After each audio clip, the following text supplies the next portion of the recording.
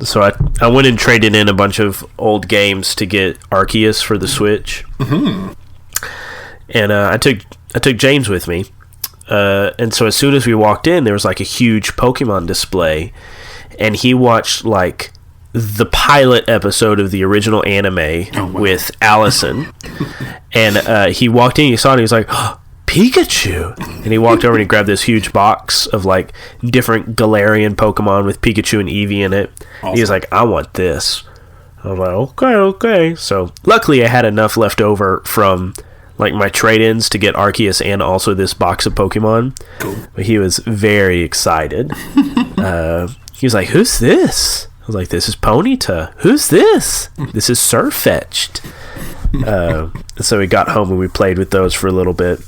But yeah, he watched one episode and he was addicted, just like me 20 years ago. That's how it happens. Hello, friends. My name is Marlo Bogus, and you're listening to the Tales to Inspire podcast.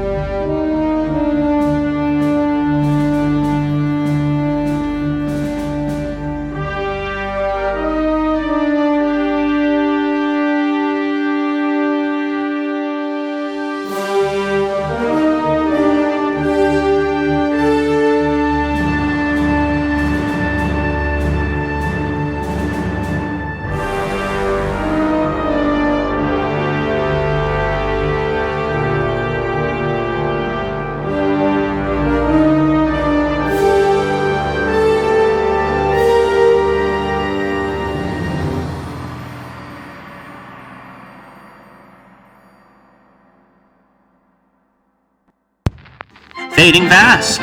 Since seeing the horrors of war firsthand, Grant Godwin, the Torchbearer of Philadelphia, has struggled to reconcile what it means to be a hero in the midst of total war.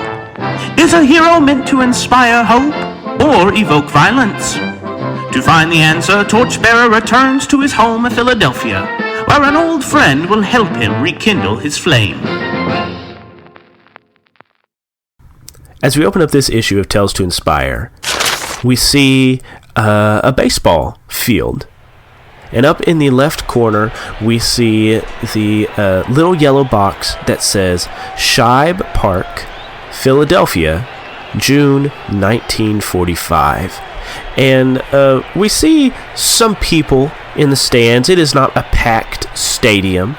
And we see some players are walking out onto the field, and the scoreboard, the tiles have been arranged to read the Philadelphia Phillies versus the Brooklyn Dodgers, and we see all this. We see some people, and we hear the announcer come over the loudspeakers. Greetings and salutations. Welcome to the Philadelphia Phillies or Philadelphia Blue Jays game today.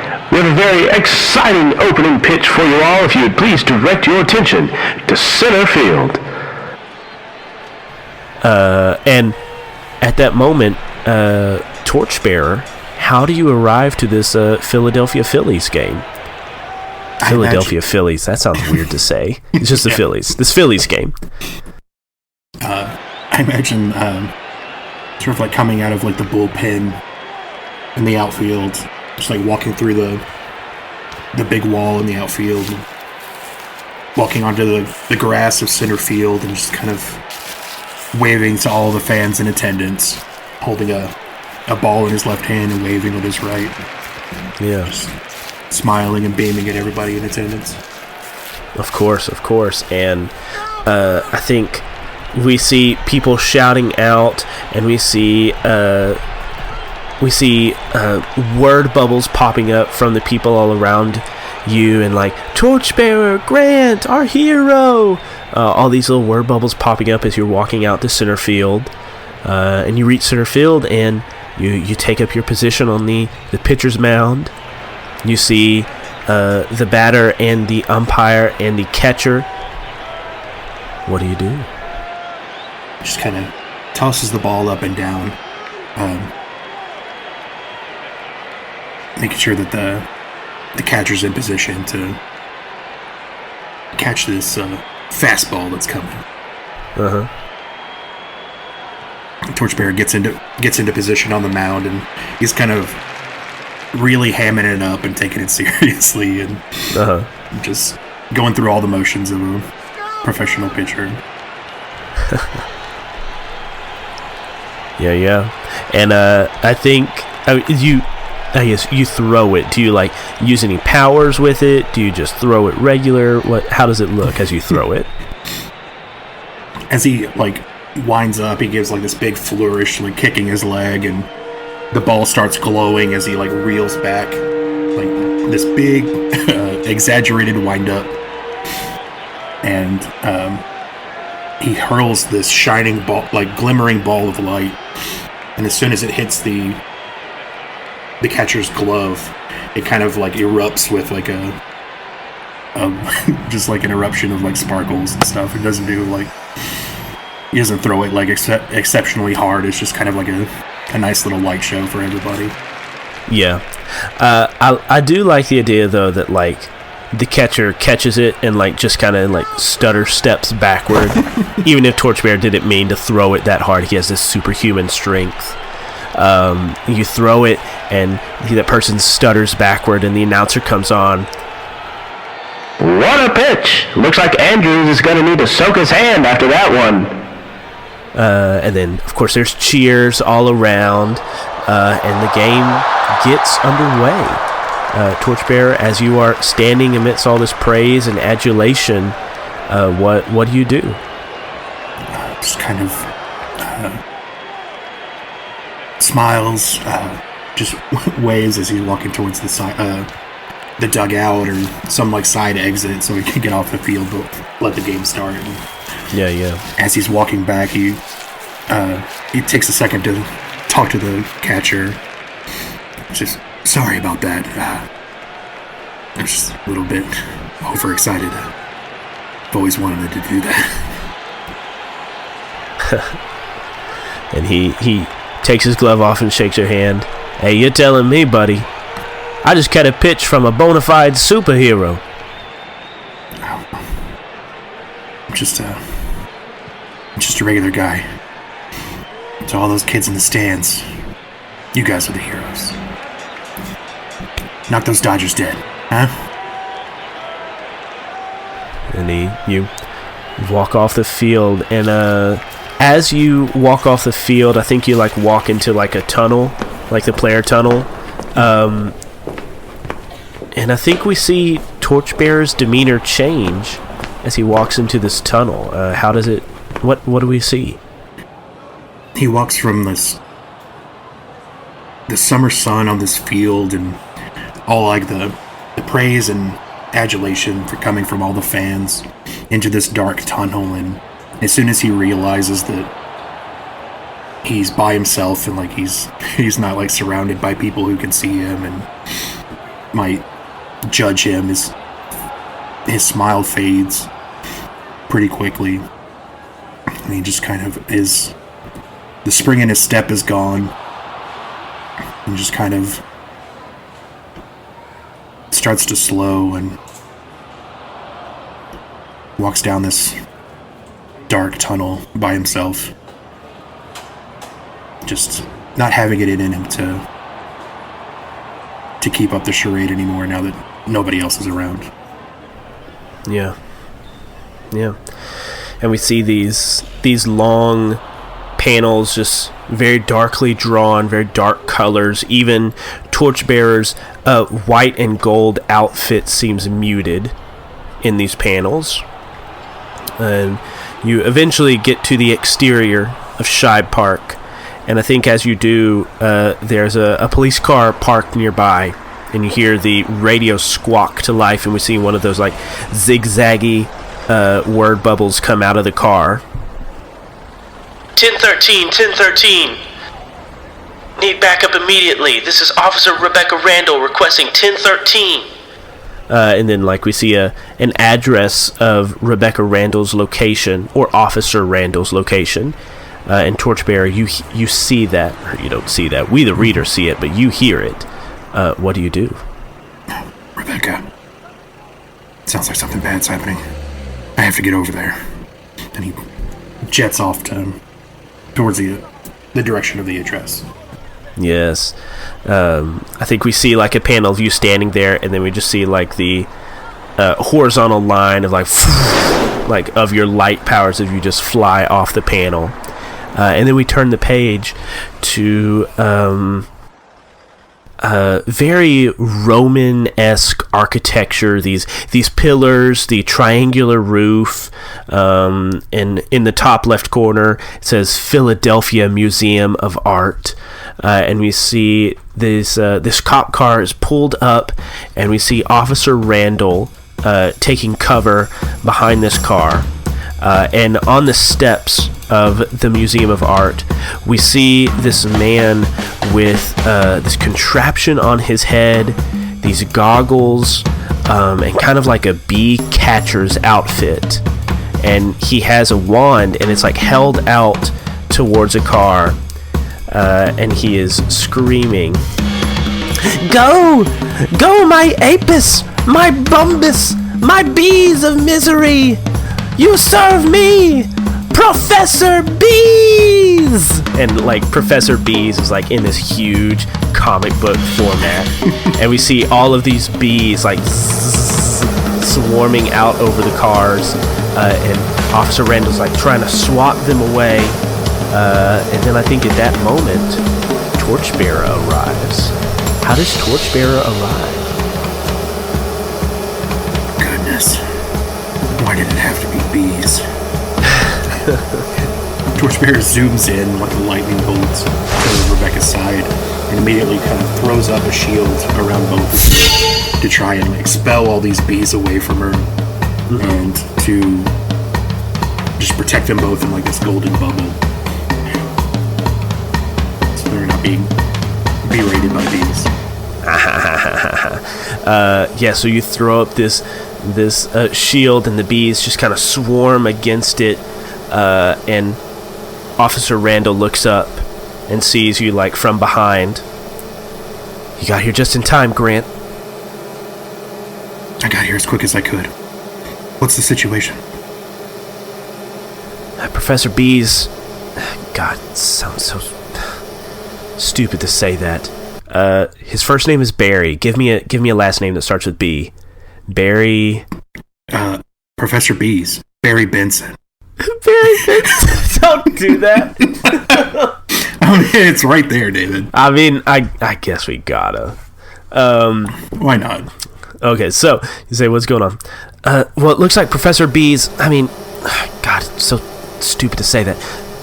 Barry Benson broke in earlier and stole some artifact related to bees. I don't know. This nut job is out here swarming the area with bees. A couple of people have got stung. A few of them are going to anaphylactic shock. We need to get this guy shut down, Grant. I agree. We can't let this go on any longer. What do you think? I could distract him from the front and you could go around to the back, catch him unaware. Sounds great. Classic pincer maneuver. Yeah, just like the robbery. Alright, go get him, Grant. And then she like slinks off around the tail end of her cruiser. Professor Bees? Torchbearer. Why are you doing this, Professor? It's Professor Bees, right? Of course it's Professor Bees. Don't you know that bees are the most important part of our ecosystem? Yet we tread on them, we swat them, we keep them away from our picnics with insecticides. Do you know what dire straits the world would be in if the bees were extinct? Well, I'm not going to let that happen. I understand. Bees are very important to the environment, to the ecosystem. But look at what you're doing. You're causing a panic, you're causing mass hysteria. You're practically... these bees are stinging people. you're practically sending them to their deaths. I mean, what kind of man who cares about bees would do that? Why don't you roll and influence someone, Phil? Go ahead and roll plus influence. I don't know. I've never influenced anyone before. A 9. A 9. On a 9, for EIC characters, they need something more. Evidence that this is the right course, guidance in making the right choice, or resources to aid them before they act. I just need to be a little bit more convincing. I guess so. He says, well, it's a war, and in a war, soldiers must die for the good of the colony. Professor Bees, I understand where you're coming from. But I've seen real war, and it doesn't have to be that way. You see, these bees are going crazy. They're attacking people. These people could be allergic to bees. It could be killing these people. And in turn, the bees are killing themselves to attack these people. And it shouldn't be this way. It doesn't need to be this way, Professor Bees. We could find a way to live in harmony. We can work this out, I promise you. No more bees, and no more people need to be hurt today. He ponders what you've said. Perhaps you're right. Perhaps, with my gifted intellect, I could come up with some sort of sustainable bee farming that would help the environment and keep the colony intact. Maybe by working together. And at that moment, the butt of a handgun bashes across the back of his head, and he goes, "Gah!" And he falls down, and his helmet goes skittering across the ground. And Rebecca Randall stands over him, pointing her gun down at him. Barry Benson, Professor Bees, you're under arrest. And then we turn the page. We see Barry Benson being led into one of those armored transport vehicles. And we see some reporters. We see some ambulances taking people in that have been stung. We see the police have arrived and they are controlling the scene. And I think you and Rebecca are overseeing everything. So where do we find Rebecca and Torchbearer? Torchbearer sees the helmet that is clattered off to the side and picks it up off the ground. I guess he was using this to control the bees with his brainwaves. Can't be sure. Perhaps you should hold on to this for safekeeping. Yeah, sure. I'll put it in the evidence locker with all the other weird science crap you've brought in. Well, not you, but the guys you brought in. We have a lot of weird science crap in Philadelphia. I don't know why. Yeah, I don't know where they're getting it all. Pittsburgh, maybe? Pittsburgh. And she spits on the ground. They both spit. They both spit. And she says, but it's been nice having you around. You know, bringing in all these weird science freaks. Yeah, it's good to be back. It feels right. It's putting on an old coat again. Yeah. It's been nice having my partner back at my side. And she playfully punches your shoulder. Yeah. Good old times. Thanks for having my back with Professor Bees. Don't call him that. Don't give him the satisfaction. Just call him Barry. Just call him Benson, but please don't call him Professor Bees. I mean, is he a professor? Does he have a doctorate of any kind? Well, he does study ornithology down at the university. Ornithology? It's birds, right?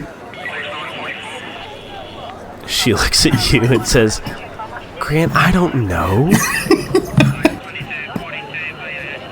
Yes, everybody's got to study something. Yeah, I guess you're right. I wonder how the bird scientists got hooked up with these bees in the bad neighborhood. Is ornithology really birds? Yeah, ornithology is birds. Entomology is... Ah, you're so right. Dang it. Oh, well. Playfully calling David out. Yeah, Rebecca said what she said. David knows the difference. Rebecca doesn't, definitely. It's the 40s. Very few people knew the difference. Birds, bees, they're the same thing. That's why it's called the birds and the bees, right? Because they're the same. Yeah, refute that. Yeah. I guess you're the science guy now. I was just about to say. Were you really? Yeah. Guess you're the science guy now. Told you never want to call her again. Classic. So Rebecca looks at you and says, "Hey, do you want to get a coffee or something? There's a diner right around the corner from here." Oh, yeah. Yeah, I'd like that. All right. Let's go walk a beat, Officer Godwin. Let's. Just... I think we turn the page. Walking down the street, walking down Philadelphia Street. The only street in Philadelphia. It's called Philly Street. I think we turned the page from Philly Street to y'all being in this diner. And I mean, it looks like a typical like 1940s diner. You have the booths along the windows. You have the bar with the stools. You see some different people in here drinking coffee, ordering food. And where have Torch and Rebecca set up? Are they at the bar? Or are they at a booth? Where are they at? Yeah, I think they set up like the last two stools at the bar, right next to the tower of pies in their little display case. A place where they would always come to on the early mornings, late nights, when they were working cases. Yeah, so this is like a familiar spot to you. Okay. Yeah, so you sit down, you're drinking coffee, and I think Rebecca looks at you and says, "Grant, how are you doing?" I don't know why, but I knew you were going to ask that. I was kind of worried of what I might have to tell you. Things have been rough since the Operation American Defense and our time in Europe. I'm just having a hard time shaking it all. Trying to get back to where I was before, you know? Yeah, I've noticed. I've noticed how you smile for everybody else, but not for yourself. I've noticed it ever since you came back in February. I mean, I can't imagine what you saw over there, what you did. I thought you'd get over it by now, but you're not, so I figure why not talk about it? Yeah. It's just... I guess you just need we all just need the right person to talk about it with. Yeah. I'm sorry I wasn't around, but you understand with the war and everything. I know I could have written, kept in touch, but with all this weighing on me and hanging on my shoulders, I guess I just felt like I'd just be weighing you down as well. And I know you're doing good work here in town, and I'm proud of all the work you've done. I was hoping that, I could find my own way and find some way to relieve this weight, but it's easier said than done. So why'd you do it, Grant? Why'd you go overseas? I started doing this because I felt like it was the real way to make a difference. You know how, as detectives, we're always a second late or just falling short of catching the criminals. And I thought being a hero was the best way to step up and make a real difference. And then, when the president calls, what are you supposed to say to that? And it just seemed like the logical next step, going from protecting a city to protecting the country. I don't know. Probably seems kind of foolish, but I really just wanted to make a difference. Well, ever since we were a couple of gumshoes, you've always wanted to do the right thing. And it's always been inspiring to me. And you've always wanted to be a hero, Grant.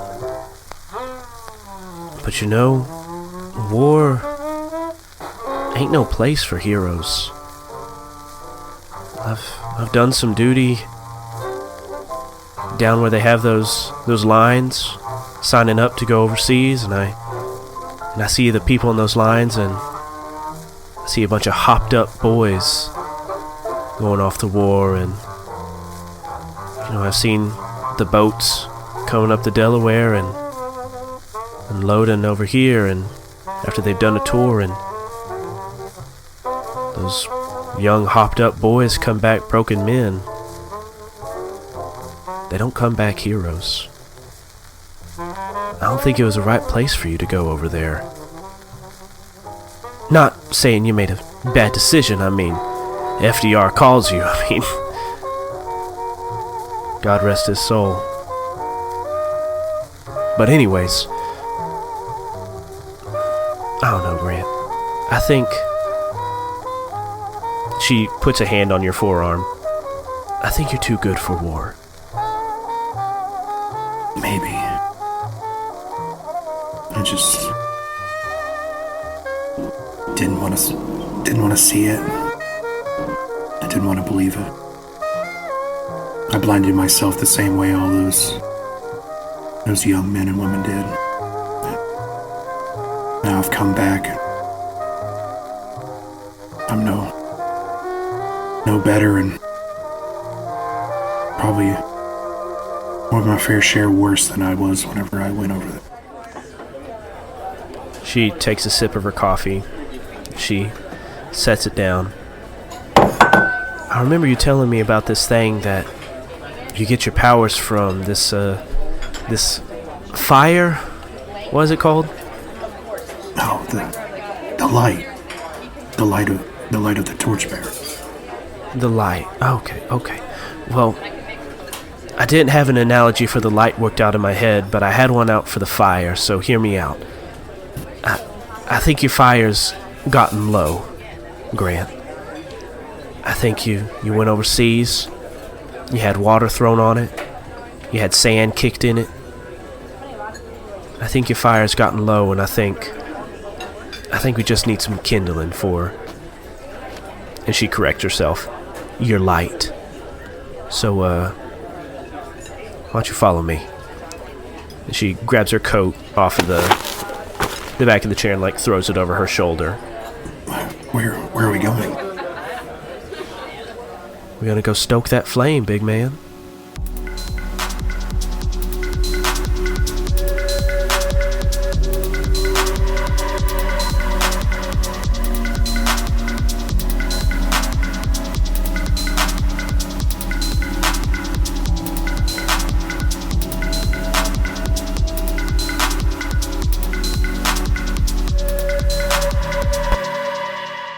Hello, friends, and welcome to the mid-roll section of Season 1, Episode 22 of Tales to Inspire. I'm your host, David White, and I hope that you are enjoying this episode. Phil and I are both people that really like superhero stories, and I hope that you can tell our love for superhero stories through this episode that we did. We had a lot of fun. Phil is one of my very best friends, and it was so fun just sitting down, cracking jokes with him, but also telling a really compelling Golden Age story. And I think that we did that. Just continue listening, and You'll see what I mean, but even at this point, it's a pretty good Golden Age story. But anyways, let's get to some housekeeping things before we get back to the episode. Now, if you have been listening to our show this season, you know that I have been begging for new patrons because our Patreon money pays for our website hosting fees, our sound effects, our ambiance, our music, and it also, probably most importantly, you know what, I'll go ahead and say it, most importantly, it pays our performers $5 for every hour that they spend recording. Well, this past month, we had a annual fee come out to host our website, and it was about $500-something, and we had a little under $400 in the bank account, and it completely wiped us out. It took us below zero. We were in the negatives. Carrie and I had to transfer money out of our savings to put us back into the black. It was a very, very stressful situation, a very emotional situation for me, very, very frustrating. And you know, if you have been listening, I've been kind of hoarding the money that we get every month so that I can kind of build up enough money to pay our performers whenever we start recording Season 2 of Tales to Inspire, because right now we cannot sustain paying our performers for very long. So it's like, you know what, I'm just going to pull up our money and pay them for as long as I can. Well, now we have no money in the bank account, and we are less sustainable now than we were a month ago. So if you are already a patron, thank you so much for your patronage.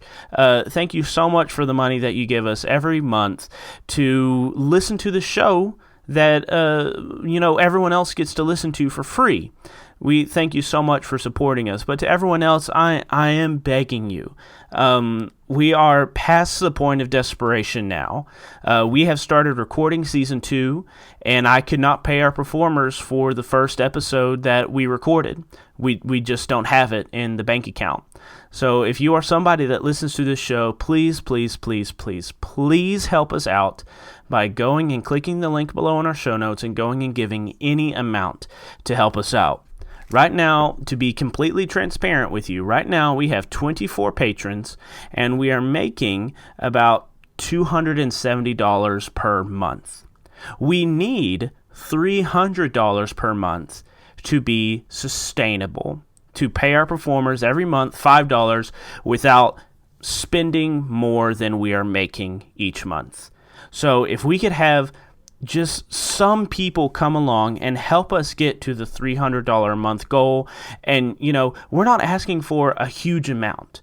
Giving $20, $30, if you can do that each month, that's fantastic. But I don't support any people on Patreon for that amount. I give maybe $1. I think the most I give is $5 to another creator's Patreon. So I'm not asking you to give us a huge, ridiculous amount. The $1, the $2, the $5 options are all affordable. They're all sustainable. You can commit to those long term, and it's not going to break the bank. So I'm just asking for people to come alongside us, help us in making a show, and help us be able to pay our performers, because I think, and I don't know. I don't know if this is a pride thing or what, but I want to pay our performers. I want to pay special guests when we have them on the show, and I don't know. I feel like we are definitely going backwards with not being able to pay our performers or our guest stars. So it's just very frustrating. I don't like asking for money, but we really, really, truly need some new patrons, and we need some new help making this show. And I've been talking about it all season. I kind of feel like I'm just playing a gong and nobody is listening. But please, if you have any amount that you could give us per month, it would help us out so much. We appreciate the support of our patrons, and we would appreciate if anyone else could come alongside us and help us continue to make this show. And you know what? That was kind of a downer, but I have some good news.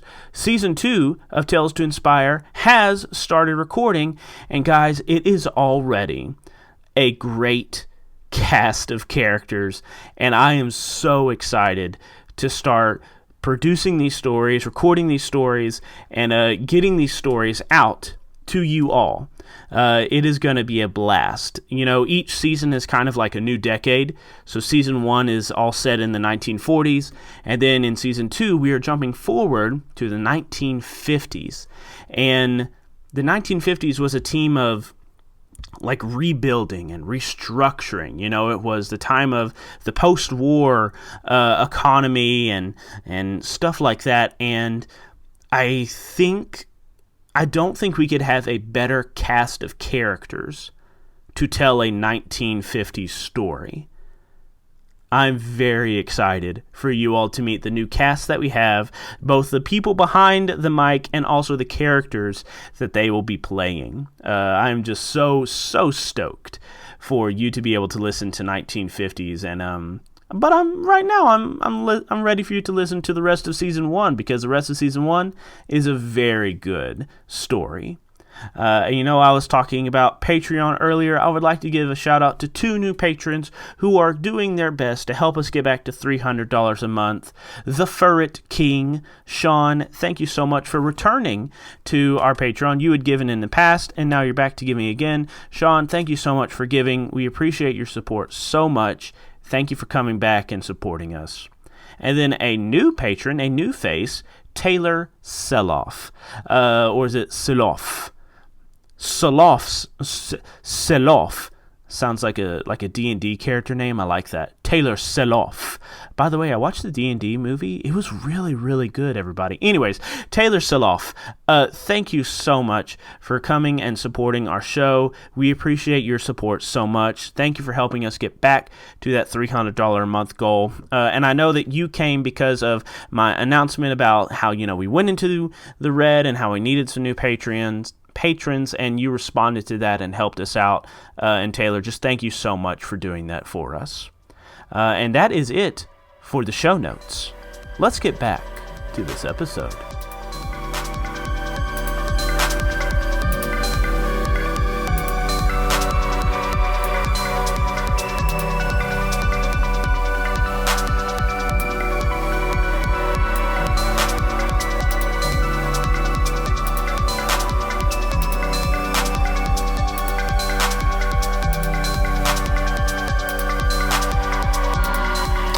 And then I think we turn the page, and we see a multiple story building with kind of this steepled roof on top of it, or not a steepled roof, but like a steepled, I'm not sure what to call it. A steepled buttress coming out of kind of the middle of the roof. And it's kind of this T-shaped building. But in the corner, it says Philadelphia Home for Orphans. And out on the grassy mall area in front of this building, we see some kids running around, playing. But we see Rebecca and Torch standing on the sidewalk looking at this scene. War ain't no place for a hero, Grant, but this is. These kids need a hero. And I don't think you can inspire anybody if you're not inspired yourself. So she nods towards the kids. Go on in there.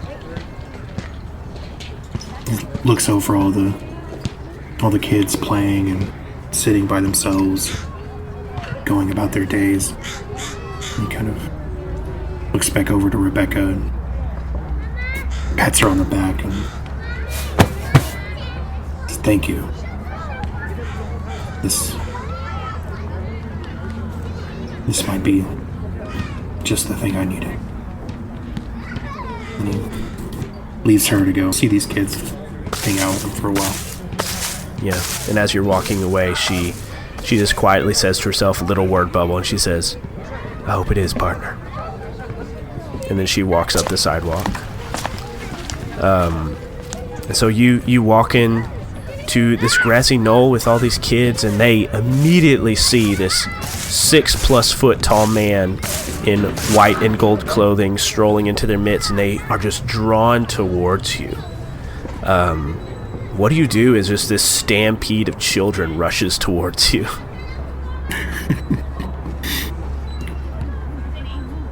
How are your children doing today? A few of them, "We're good." "Wow, that's a mighty fine clothes you got there, mister." "Oh, my uniform? Oh, I'm glad you think so. What are you kids up to today?" "Yeah, we were playing cops and robbers over here." Cops and robbers, that was always my favorite game to play when I was your age. They their eyes go wide. "You were our age?" Well, it was quite a while ago, but at one point I was. Would you kids mind terribly if I played cops and robbers with you? They gasp and look at each other. "That'd be aces, mister." Guess it wouldn't do for any of you to be the robbers, so I'll volunteer. Perfect. And then I think we have some panels of Grant playing cops and robbers. I think a few of them have makeshift slingshots. They're shooting little dirt clods at you. But yeah, I'll let you describe the scene. What do we see in these silent panels of you playing cops and robbers with this group of kids? You see panels of them kind of surrounding him with their slingshots, and he's got his hands up, and they start firing, and he's kind of trying to deflect them with smaller light barriers in his hand, in the palms of his hands, and a couple of them dink off his head and his chest, and just and then there's panels of Grant kind of flying over to the right and looking back over, and then a panel of the kids all running after him, and a panel of him sweeping back over to the left and the kids running after him. Yeah, it's like that. Dope. So we see you playing with these kids, and they're laughing and smiling, and I think we have a panel of one kid walking up holding a baseball glove and a baseball bat in one hand, holding them out to you, only coming up to your waist. "Oh, you like baseball?" Yeah, mister." I suppose that's a silly question. Who doesn't like baseball? Probably the Phillies. Their record's not very good this year. You're telling me, kid. And then I think we have some panels of you playing baseball with this group of kids. Describe what does this look like? Grant kind of like, he takes the bat and the ball, and he's like throwing it up and just like hitting grounders and pop flies for all the kids, just like sending them all over the yard, just like making them run everywhere, trying to chase down these ground balls. Perfect. And I think like they bring out like the biggest, toughest kid, and like they like throw it to him, and he bats it as hard as he can. It just flies up into the air. Oh, hold on a second. I'll be right back. And then just like leaps from the ground with just a mighty whoosh, and leaps up to catch this dinger that this kid hit. Yeah. And you soar up and you grab that ball out of the air, and we see all these kids like the size of ants looking up at you in amazement. And I think while you're up here, you see some kid that doesn't have anybody playing with him. I think you see a kid in a wheelchair sitting beneath the shade of a tree from this vantage point. What do you do? He gently floats back down and tosses the ball back over to the kid with the baseball bat. Give me a second. And makes his way over to this kid sitting by himself. Hey, what's your name? It's Tim. Hey, Tim. I'm Grant. It's nice to meet you. He nods, kind of sullen and dejected. What's the matter? You're over here all by yourself. Mr. Grant, nobody wants to play with somebody who's lame, like me. Well, perhaps they just don't know how to play with. What do you like to do, Tim? I like to draw. That's great. Do you draw a lot?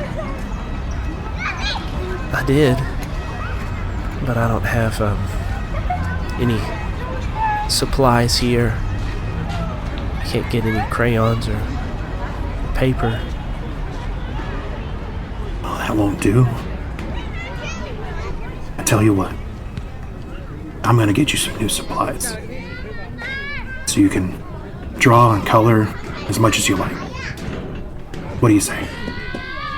He looks up at you, and his chin has kind of been tucked up into his chest the whole time you've been talking to him. But he looks up at you and he says, "Do you mean that, Mr. Grant?" Of course. I can get you those supplies, no problem. And I want to say there's a panel of him just like rushing off to go like gather some supplies real quick and rush back. Absolutely. So yeah, describe those panels to us. What does this look like? Want to see me go get some art supply? Yeah. Want to see me do it again? Just like he's gone a few moments and then comes back with canvases and different paints. He's just got crayons and a bunch of paper, just like all willy-nilly, and like none of it's all like in binders or anything like that. Just a bunch of like stacks of paper and all this like art supply stuff. And he sets it down for everybody. Like I said, maybe they just don't know how to play with you. No, if you can't play baseball or you don't like cops and robbers, you could always draw together. That could be fun. And I think as you have rushed back with these art supplies and you're like laying them out and you've given Tim some supplies, we see some kids start to come over curious to see what's going on. Hey, I got some some art supplies for y'all. Perhaps you could draw and color together. Well, maybe you could draw yourselves as superheroes or as baseball players. Draw yourself as the hero you want to be. What do you think of that? I think that sounds a lot better than Cops and Robbers. And I think we see a panel of all these kids, like, you know, doing the kid thing where, like, they're laying on their tummies and, like, their feet are, like, dangling up in the air as they draw. And Tim has, like, a little drawing board on his lap as he is drawing as well. And we have these kids drawing. We have some kids still playing Cops and Robbers, some kids still playing baseball. And then I think you hear the wooing of a siren. And I think you look up and you see this heavy metal van. Heavy metal. You see this the metal wizard van painted on the side of it. Yeah, it's riding a dragon, my dude. It's not the 80s yet. I think you see this vehicle screaming down the street. You see some people, like, hanging out the side of it with these Tommy guns, just firing at this police car that's chasing them, and they just go screaming by the street. And the kids kind of clutch their papers and their crayons and, like, watch and cower as this thing goes screaming by. The police car screaming after it. Grant, what do you do? Excuse me, Tim. Said he's calling my name again. I'll be back. Just rushes off after this van. Yeah. So you rush after this van, and are you going to try to stop it? Oh, of course. Okay, well then I think we need to roll a seize control, but how are you going to try to stop it?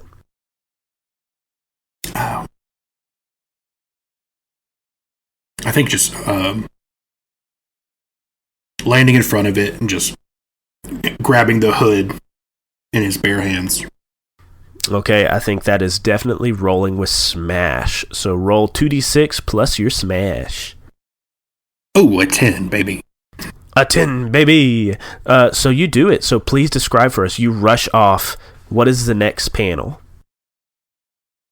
You see panels of this van taking sharp turns and taking pot shots and weapons and stuff.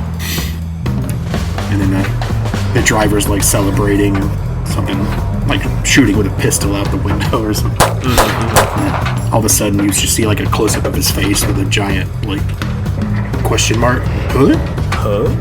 And then the next panel is Torchbearer in front of the van, taking it head on, just smashing straight into him, just smashing right into his hands as he braces himself. And you brace yourself, and we see the metal crunch like paper in your hands, and you like pick it up. The rear wheels come off the ground. They're spinning. The guys in the car like fall forward. And you hold that there, and then you lower it back down. I see it like he like picks it up and like holds it up over his head, like shakes it a couple of times, and then each of the guys comes like tumbling out of the broken windshield, and then he sets it down once everybody's out of it. Absolutely. So yeah, they fall down. You set it down, and there's 3 mooks in this vehicle, and one of them has like this bag, and the driver says, hurry, get it to the boss, and he takes his pistol and he aims it at you and goes to squeeze off a few shots. Just throw up a barrier real quick. Oh yeah, and the bullets just bounce off ineffective. What's you got you boys in such a hurry? And that he's shooting at you. One of them is like catching his breath, trying to get up off the ground. and one of them, just the one that's holding that bag, just starts booking it. To kind of hurry forward and like using the barrier to protect himself from like the gunshots, and just rush forward to get a hand on the gun. He like grabs the guy's gun, pushes him away, like pushes him 10 yards away, and then spins around and throws the pistol like a baseball and hits the guy with the bag in the back of the head, hoping to knock him down. Absolutely. Keep him from running away. And keeping your 10 from your earlier roll, you do that. You shove that guy. He goes faltering to his ass, and then you spin around and chunk that handgun and just hits the guy in between the shoulder blades. And he goes, ah! And goes sprawling forward. And it drops this bag, and all of its contents spill onto the asphalt. And you see these glittering diamonds have fallen out of this bag. Are these diamonds? Where'd you boys heist these from? He spins around and says, Listen, Torchbearer, it was just a job, man. Don't do anything. Perhaps you should get another job. Like a soda jerk or something. Who you calling a jerk? Just like picks the guy up by his collar off the ground and tosses him back over with his buddies. So he's like alone with the bag so he can look it over closely. Yeah, and you look it over and it's just a bag full of these cut precious gemstones. So these guys are connected to Professor Dusk. Would they be wearing like any sort of symbol or anything that would like link them to Dusk? Perhaps they have like they're like ski masks, and then they have like this like a purple ring around the right eye. Ooh. Or something like that. Yeah, I like that. Yeah, so each of them is wearing this like black ski mask, but over their right eye they have like painted, and you can see like on some of them like dripping paint coming off of it. That purple circle around their right eye. So you see these diamonds and you recognize that telltale mark as these people that belong to Professor Dusk. You boys work for Duskoids. Professor Dusk. Yeah. He sent us out to get these from the financial district. What does he need gems for? He doesn't tell us, man. He just pays us, and he tells us where to go, and we bring it to him. You should know by now. Crime doesn't pay. The Torchbearer will start gathering up all these gems and back into the bag, and he'll fly off with the gems himself to take him to the precinct. Okay, so you swing him by the precinct, and we see like a panel of you dropping them off with the desk clerk. It says, "Thanks for your help on this, Torchbearer. We couldn't have done it without you." No problem at all. Just make sure these stay safe. Get back to who they belong to. Maybe tell them to put them in a bigger safe. He like tips the side of his nose. "You got it, big guy. You know, it's crazy we keep having all these robberies. Professor Dusk must be making some sort of moves if he's pulling this many heists." Well, what other things has he tried to steal? He stole some scientific equipment from the university, some diamonds, other stones. I think he hit up a museum the other night, but I'm not sure what he took from it. Where does the museum get most of its stuff from? I guess they get them from shipments from overseas, archaeologists and things, digging up something new in Africa every day. They load them onto the boats, and they come up the Delaware, and we offload them at the docks. The docks, you say? Thank you. I think I'll have a look around there. And Torchbearer flies off towards the docks. And we turn the page to the docks. I think it is early evening, or dusk, as some might say. And we see people walking around, and I think, well, first of all, where's Torchbearer? I think you would find a high vantage point to see the lay of the land of this, like, Philadelphia shipyards. Perhaps a very tall crane that's designed to lift these shipping containers onto large tankers and cargo freighters. Get a good look around to see if there's anything suspicious or like something out of place. As it is dusk, I imagine all of the legitimate workers and merchant marines and the dock workers probably went home to their families some time ago. Yeah. So we see some people milling about, and from your vantage point, I think you can see like the ski mask with the purple ring around the right eye, like hanging out of their back pocket, as they all load up into this car and go zooming off into the night. More of Deskowitz's men. Perhaps if I follow him, I can get a pin on where he might be hiding out. And Torchbearer just lifts off the crane that he's on and starts following behind at a safe distance. Yeah, perfect. And I think we have a few panels of you trailing this car from your vantage point, and you come to, let's say it's an old, abandoned, decommissioned utility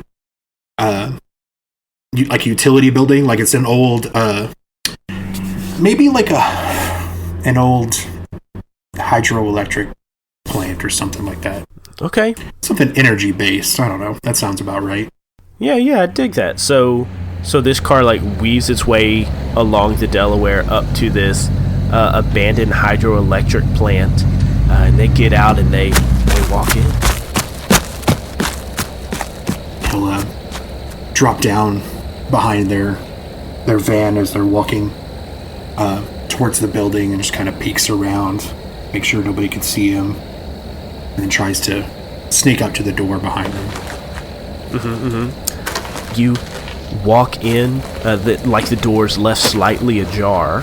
They were sure that nobody followed them, and you walk in and you see these people walking around, and they like walk into an empty hydroelectric plant, and they start moving some boxes around. So when did he say he's coming back? Man, I don't know.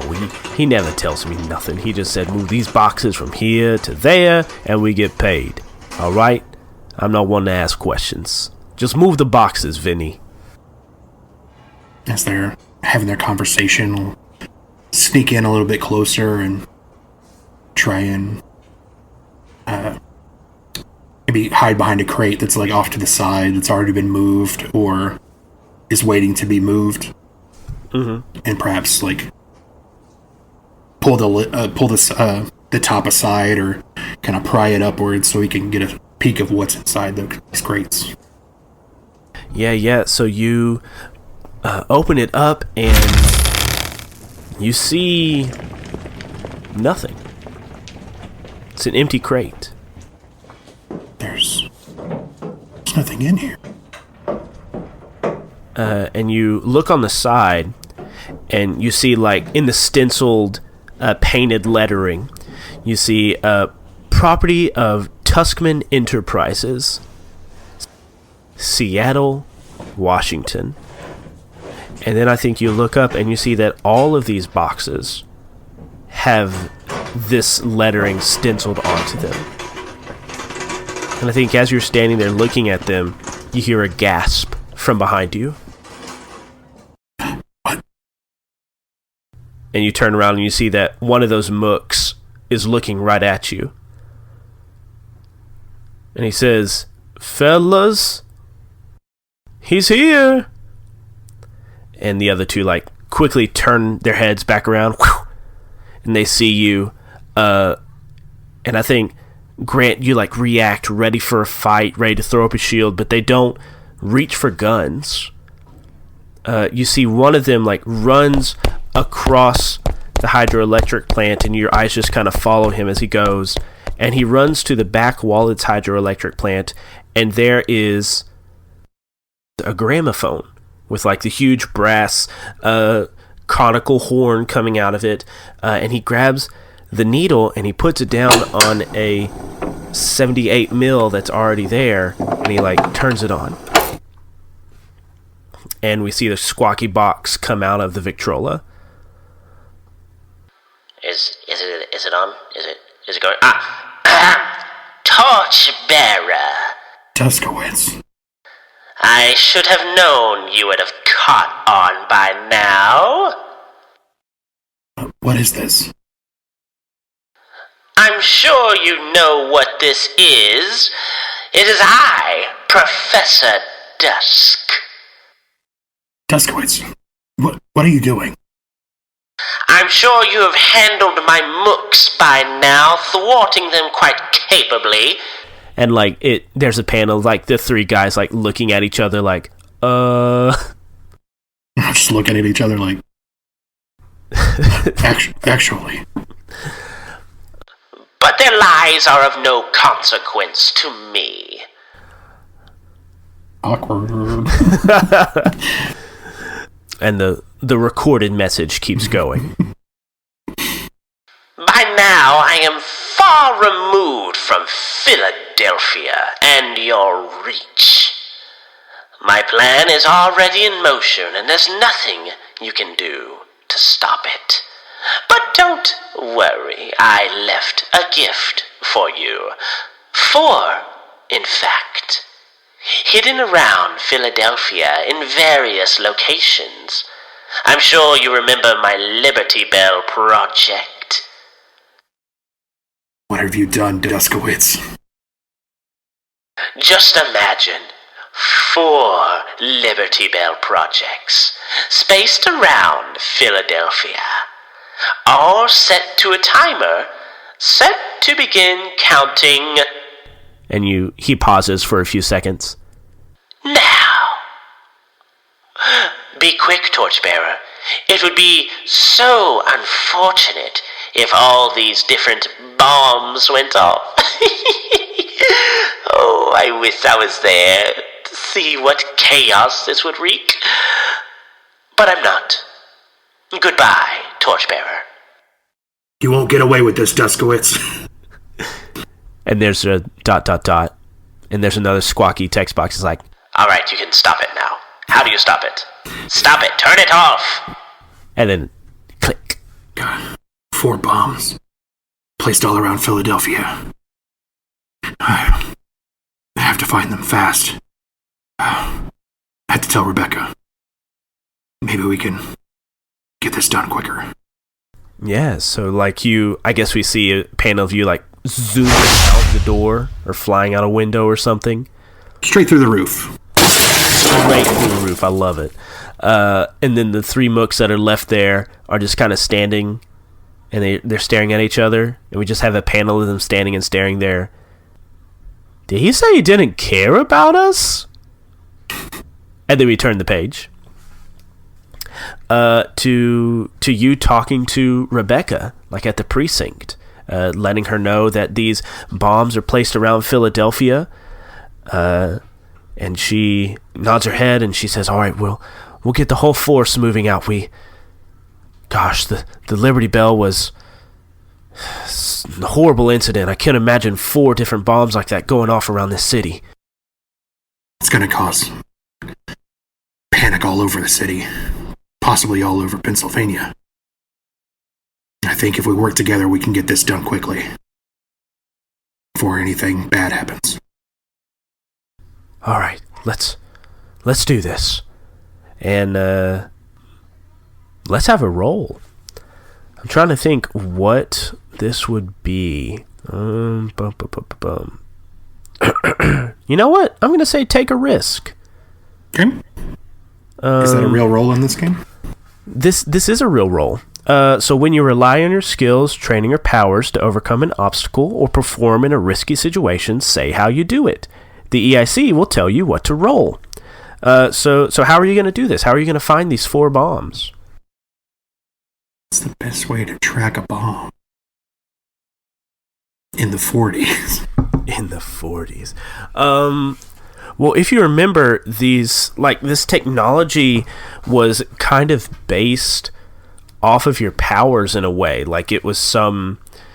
we really never fully explored how Duskowitz was doing what he did, or like what experiments he did, but it had something to do with the light.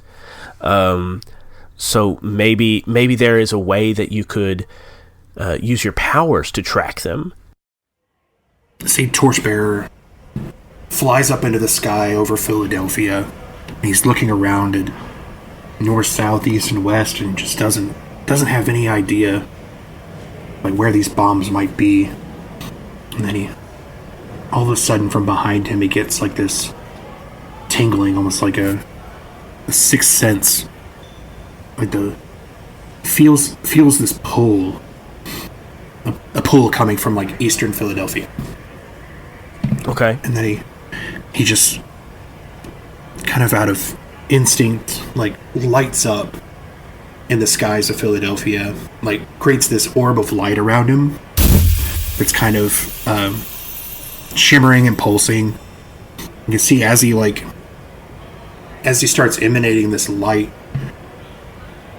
there are like threads of the light, like motes of the light start pulling off in these 4 different directions.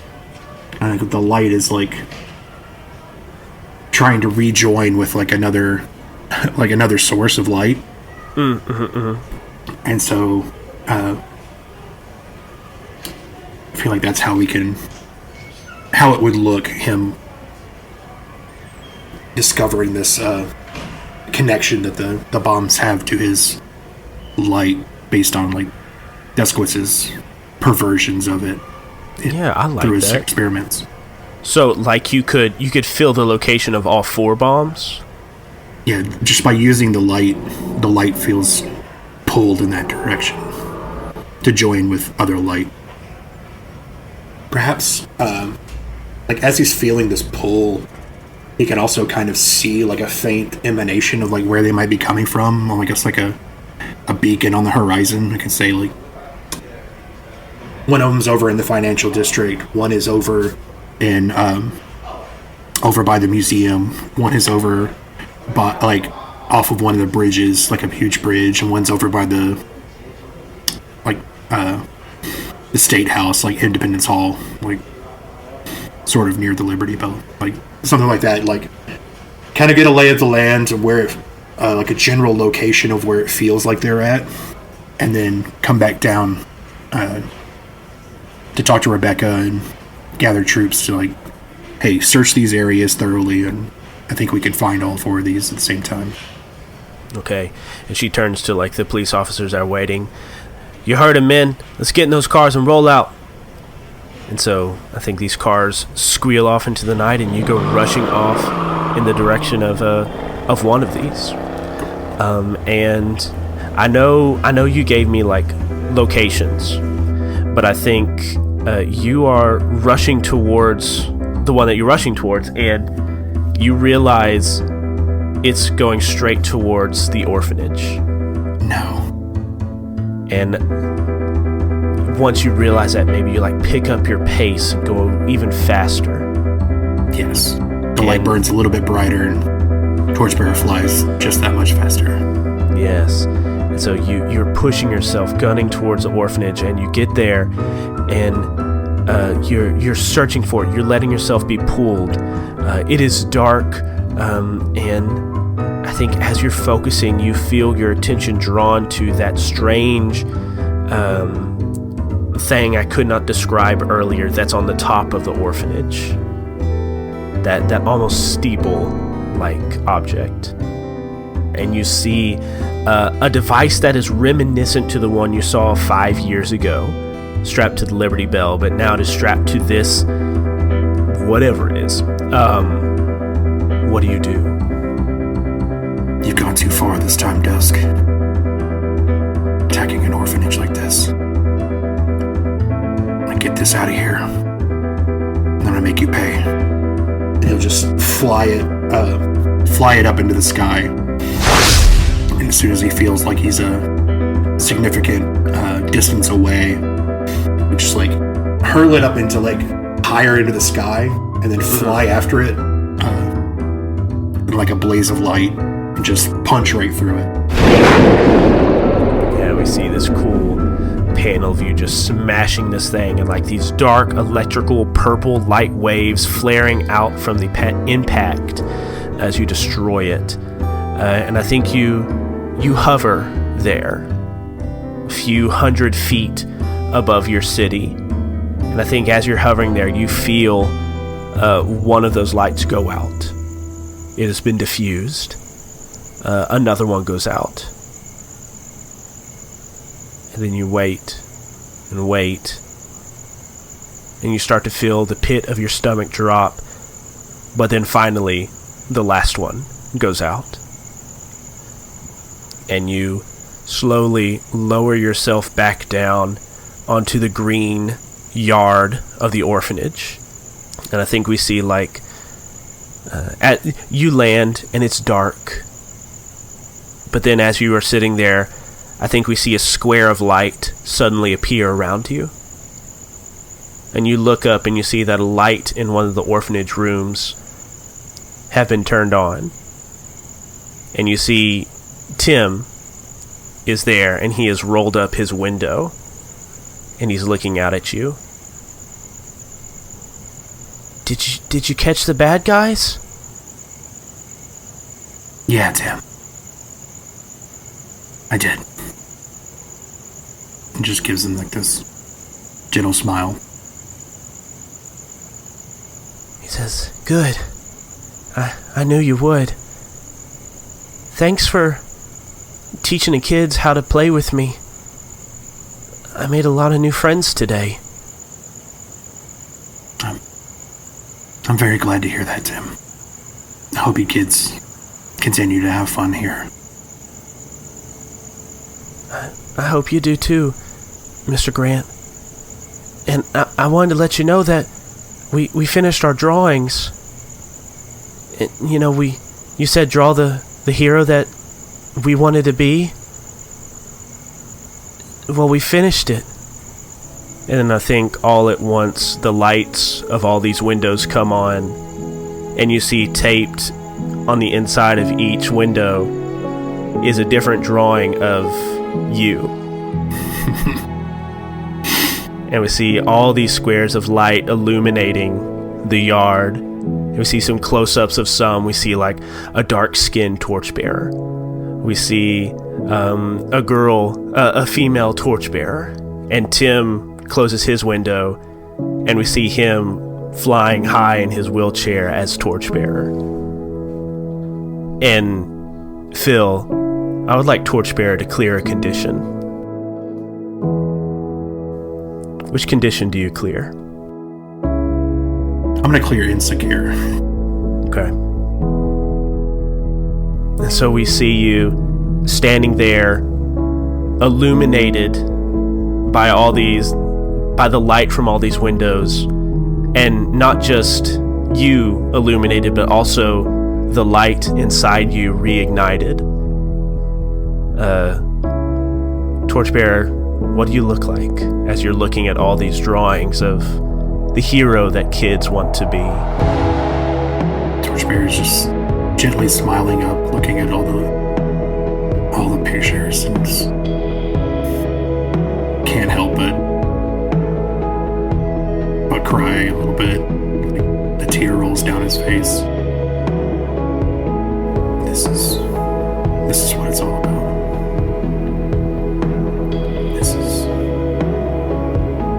This is inspiration.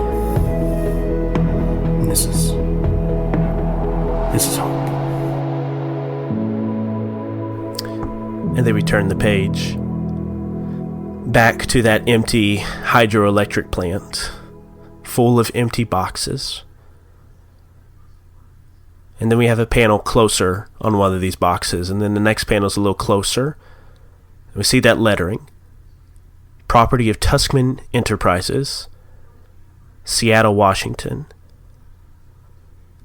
And then in the next panel, we see another box with that stenciling, but in a different area.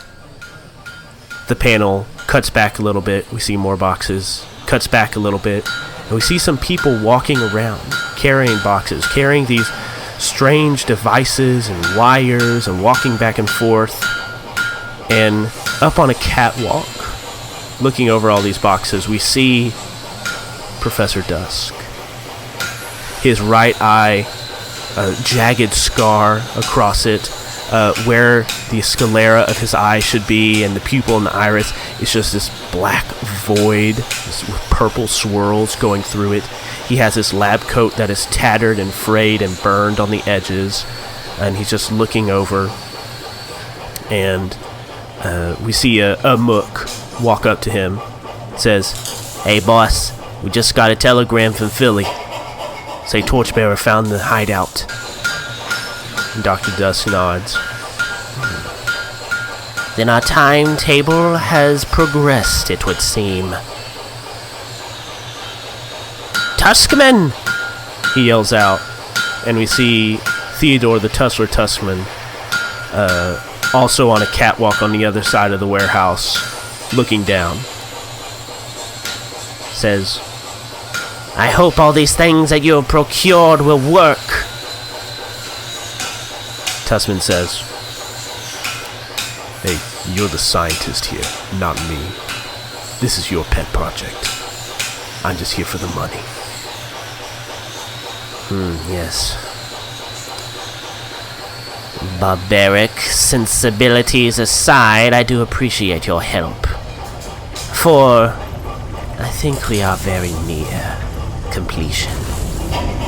And then we see a panel snapped back showing the entire warehouse and this strange device taking up most of it, with Tesla coils and arcs of electricity and this dark purplish energy spreading over it.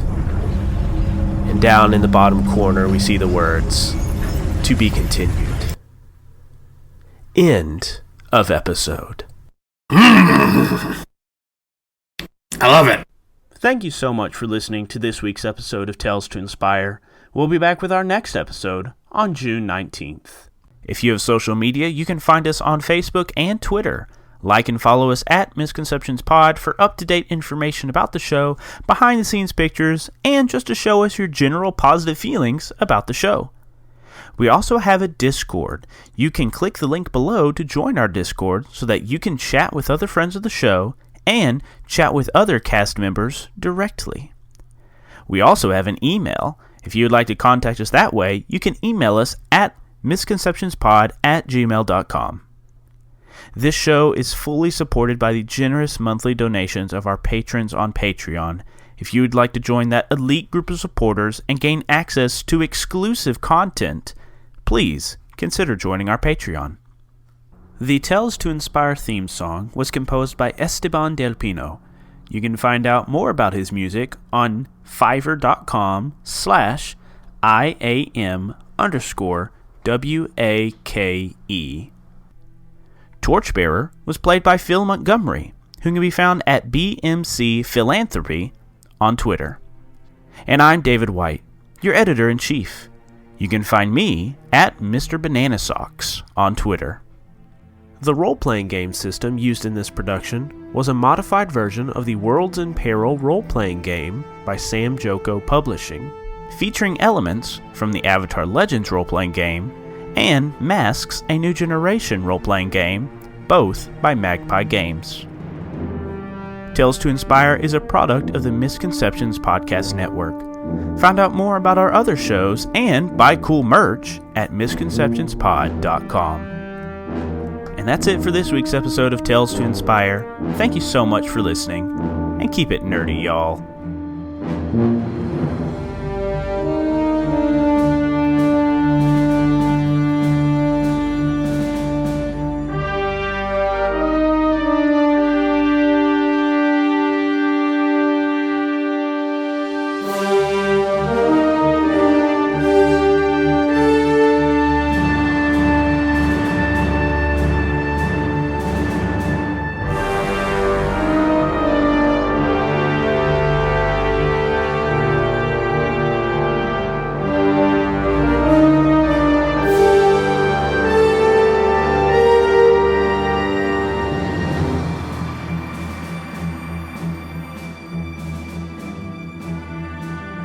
Phil, how'd you feel about that episode? I felt really good about it. I think it was a nice change of pace and a good kind of return to form, in a way, so to speak. Yeah. It's nice to get back to Philadelphia. Do some Philly stuff. Doing some Philly stuff, yeah. And also doing some hero stuff. Exactly, yes. Some inspiring hero stuff. Mm-hmm. Yeah, so Phil, that was a good, of course it was a good Torchbearer episode because it was only you, but it was good. I think much of the show, Torchbearer's like kind of been out of his element, which is interesting in a way, mm-hmm. getting to explore a character outside of their element. But I don't know, what do you think this episode was for Torchbearer? Yeah, I very much feel like it was kind of like a return to form. I do feel like that's kind of how I wanted to play it. Like I kind of designed Torchbearer to be that way, to be kind of like the standout in like a team going to war.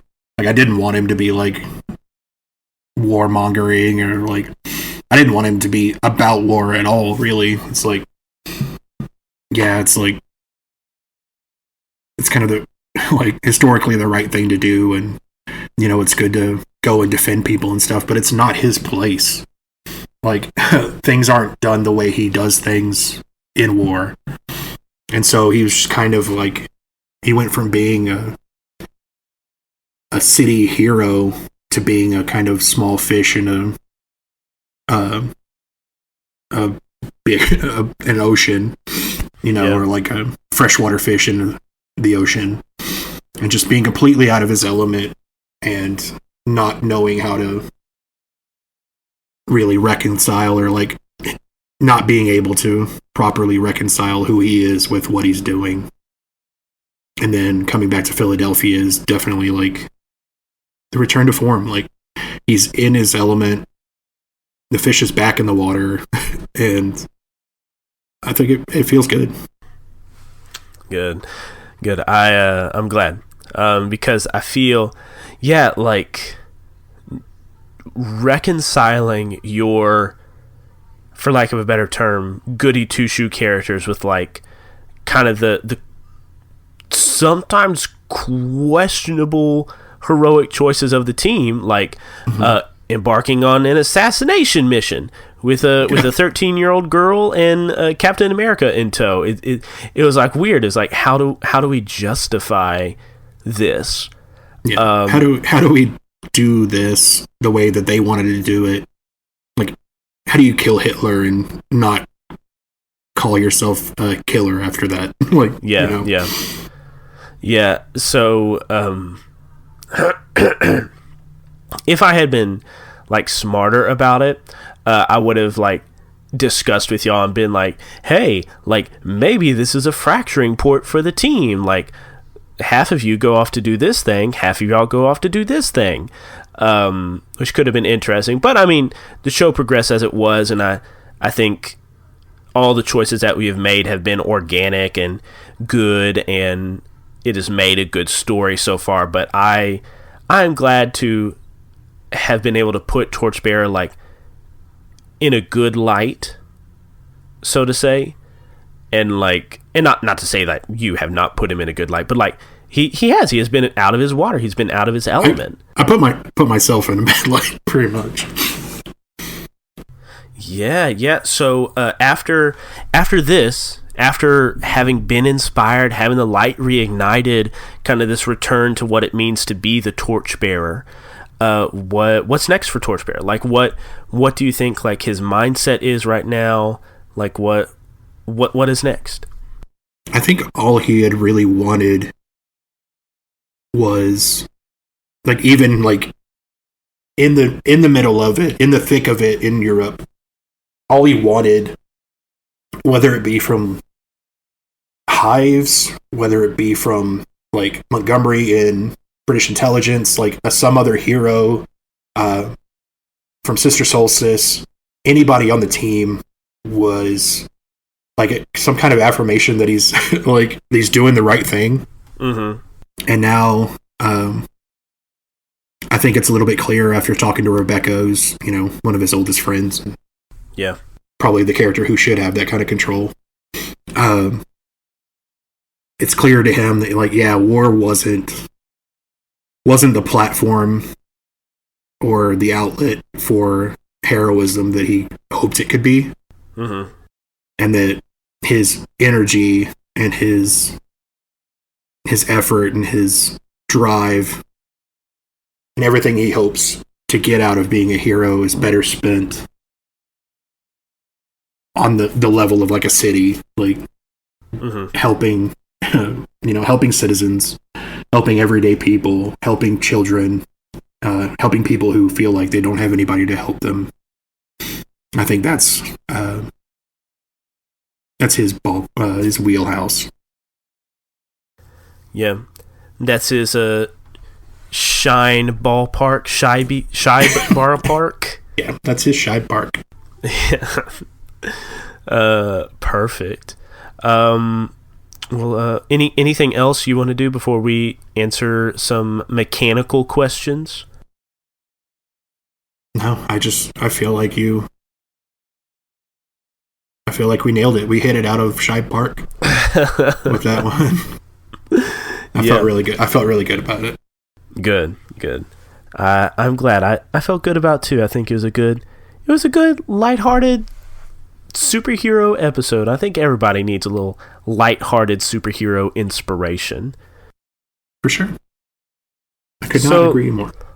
Let's answer these end of session questions. So, some of these don't really apply because you weren't with the team, but which character made you feel like a welcome member of the team? Have you grown detached from the team?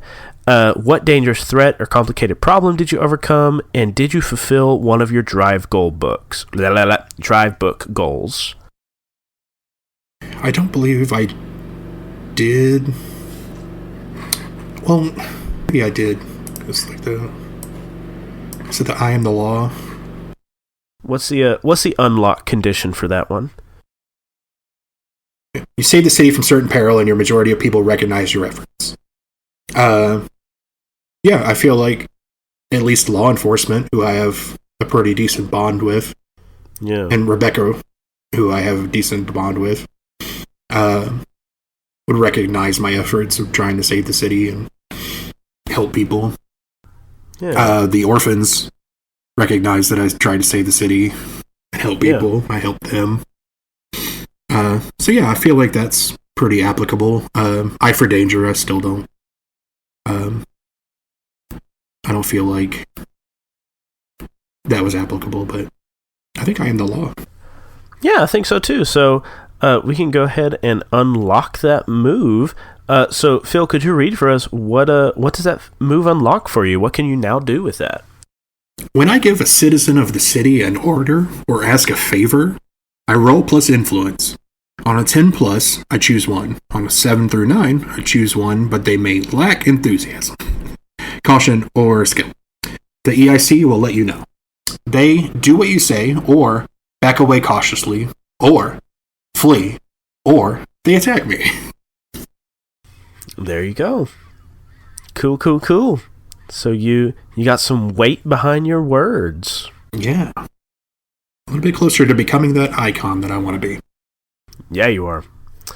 Do I get something for unlocking a drive thing?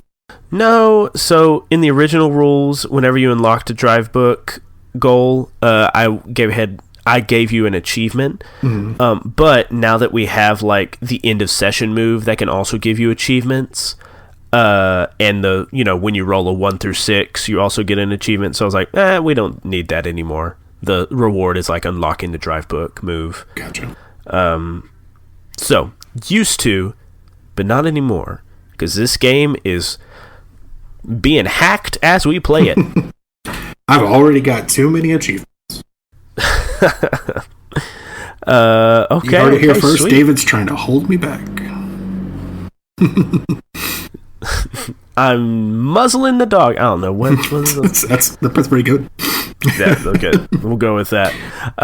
Okay, so any other questions? I like that. We overcame all the Duskowitz's plot to blow up Philadelphia, or at least like unleash another wave of this like maddening light that he seems to have control over. So I feel like that's something that we overcame in this issue. Okay. So go ahead and mark one achievement for that. Okay. I definitely feel just like by default that coming back to Philadelphia and reconnecting with Rebecca and like kind of falling into old patterns and, kind of re-inspiring himself, or becoming re-inspired by what he's doing, puts him or distances himself from the team. Like, hey, it makes it clear and reaffirms the idea that like I probably should have never been on that team. Like FDR didn't know what he was doing. But yeah, it just kind of like, this was my place all along, and my time might have been better spent actually helping people here at home instead of going to Europe. So I feel like that's creating the distance there between him and the team. It's just like, oh yeah, this is the perfect fit for Torchbearer, and this is where I would belong. Okay.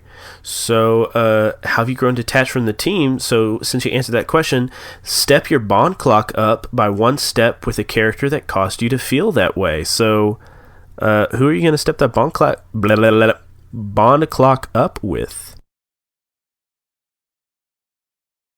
I feel like it's got to be either Gazer or Omission. And Crystal Gazer is still like the big point of contention, I guess. Like, I should have more, like a higher bond clock with Omission just because of all the stuff when we were first deciding what to do. Sure. But, I think stepping up with Crystal Gazer is what makes the most sense, because the hurt's still there. Yeah. And so I feel like until that gets resolved, it's just going to kind of fester a little bit and get worse, and until we can talk it out. Definitely. Yeah, so go ahead and step up that bond clock with Crystal Gazer. So now you have 3 out of 4 wedges filled. Mm-hmm. Almost a full bond clock with Crystal Gazer. She deserves it. She deserves it. You hear me? You hear me, Marlo? You hear me, Marlo? You tell Marlo I'm coming, and hell's coming with me. Not the quote I expected from you, David, but I'm pleased. Just talking about I love Tombstone. Tombstone rules. No one will say any different. No one. All right, so I guess that wraps it up for this episode, Phil. Thank you so much for recording this feel-good, wholesome episode. And thank you, David. And listeners, thank you for listening, and we'll see you next time. See ya. Keep it nerdy, y'all.